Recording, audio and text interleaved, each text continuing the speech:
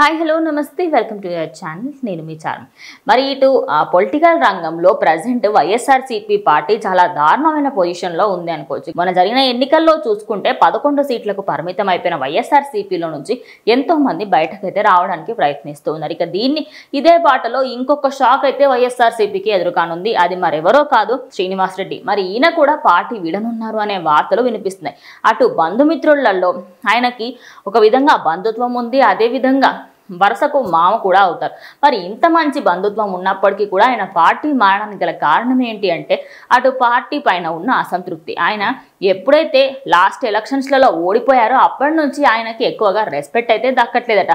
ఇక రెస్పెక్ట్ దక్కని పార్టీలో నాకేం అవసరం అంటూ ఆయన పార్టీ మారే ఉద్దేశంలో ఉన్నారని అయితే ఇటు ఆయనకి సంబంధించి మాట్లాడుకోవాలి అంటే 2012లో అయితే ఆయన కాంగ్రెస్ పార్టీని వీడి ఇటు వైఎస్ఆర్సీపీ పార్టీలో జాయిన్ అయ్యారు. ఇక అప్పటి నుంచి ఇప్పటి వరకు కంటిన్యూస్గా అటు వైఎస్ఆర్సీపీ పార్టీకి నేనున్నాను అంటూ ముందుకు తీసుకువెళ్లారు. మరి లాస్ట్ ఎన్నికలలో ఓడిపోవడంతో ఇప్పుడు ఆయనకైతే ఎటు కాని పరిస్థితి అయితే నెలకొంది. ఇక ఆయన మాత్రం ప్రజెంట్ కూటమిలోకి వెళ్లే ఆలోచనలో ఉన్నారు అనే వార్తలు వినిపిస్తున్నాయి.